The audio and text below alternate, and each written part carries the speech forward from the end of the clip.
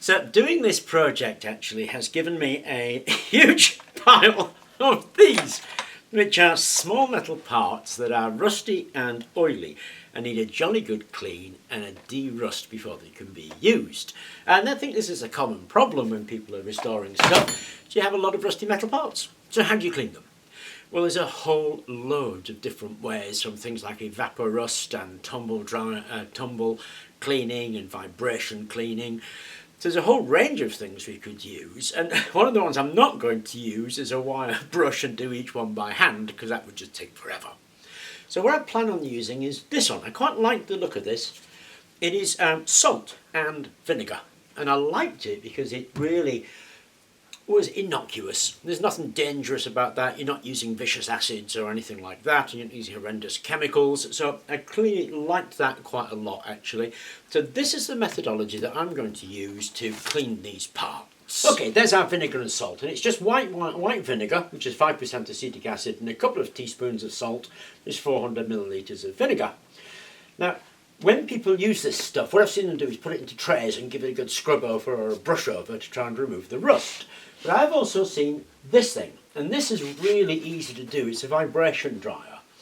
You need something that's going to vibrate. Now I've got a flatbed orbital sander in here that just vibrates, and all I've done is stick a Tupperware onto the top with a couple of double-sided sticky tape. Now I'm laughing because it is ludicrously easy. Now you can buy these things, or you can make them, and the ability of these things to handle volume is all to do with the strength of the motor. The smaller the motor, the less it's going to clean, and the smaller the cleaning media you have to use. The larger the motor, the bigger the tub you can have, and the more heavy grade cleaning material you can use. All it does is vibrate whatever is in here. In here you put your rusty parts and your cleaning media. And your cleaning media is just something that's going to whack on those rusty parts and clean off the oil and the rust. And it can be a huge range of things, depending on the effect you want to have. Now they do sell specific cleaning media, but those media are quite expensive and I don't think strictly necessary from what I've seen. You can use things like small size gravel. I've seen people use cat litter. I've seen people use crushed walnut shells.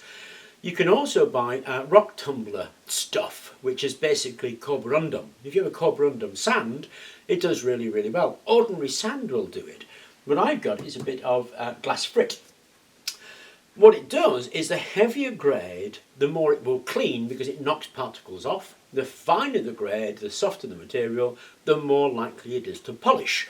So if you want to clean something, you want a rough, heavy grade material, like gravel chips or something like that, or like I say, the carborundum. If you want to polish, you want a softer material, and I've seen people use sodium carbonate and, like I say, even cat litter. So there's a whole range of things you can experiment with, but it's all basically the same thing. Get a container, put your media, put your thing you want to clean or de-rust in there, and give it a good shake. And all this does is shake it. Now this is really easy because all we've got to do is glue a box on there. If you get a motor, you need to give it an eccentric. So you basically put a bolt on the motor, and when the bolt spins around, it will shake the whole motor. You attach that shaking motor to a bed, it will shake the whole bed. So dead easy to do. Now all you really do with it is put your media in, and then put your dirty bits and pieces to whatever this can cope with.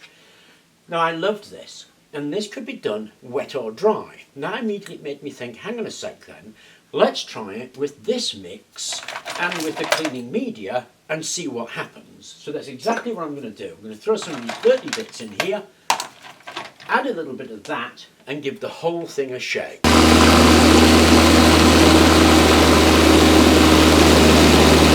So I did a bit of experimentation, of course, and that's a piece that went in. I had two bits just like that. So that went in, and after half an hour, that is what's come out.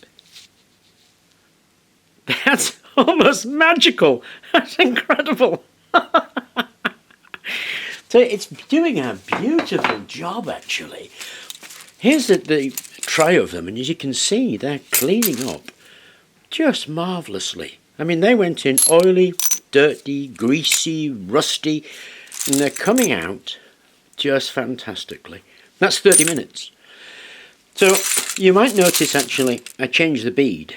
I found that the sand actually clogged up a bit too much. And these are zirconium cooking beads. So they're just ordinary cooking beans. They're made out of zirconium oxide. I put them in there with that, and then with that mix. And that's what's coming out. So let's give that another half hour. Extraordinarily simple setup. Here is just an orbital sander. I stuck this on, which is a Tupperware box with some double-sided tape. I've filled this with cooking beans as my media, and then my miracle cleaning solution, and the bit is in there, and all we're going to do is turn that on. Now we can make better versions of this, and the internet is full of them actually. There's a whole load of vibratory cleaners you can find out how to make in a whole host of ways, but it's basically just an oscillating motor, and it's got a base and some kind of container on it.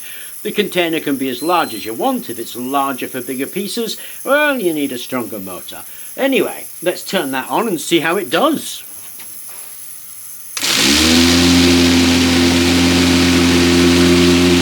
Okay, so it took me half an hour to take that to that. And I did all these at the same time. Now, I think that's astonishing, actually. I was really pleased with that. Now, of course, the next question I would ask is what's in that miracle cleaning solution? Well, it's 4 things. It's white vinegar, ordinary table salt, washing up liquid, and isopropanol alcohol. So you take 400 millilitres of white vinegar, add 2 tablespoons of table salt, add 20 millilitres of this, just ordinary washing up liquid, and put it in there. Now it will foam, so you add 100 millilitres of isopropanol alcohol, and that stops it foaming too much. Those 4 things are really innocuous. You find them everywhere, every store's got them.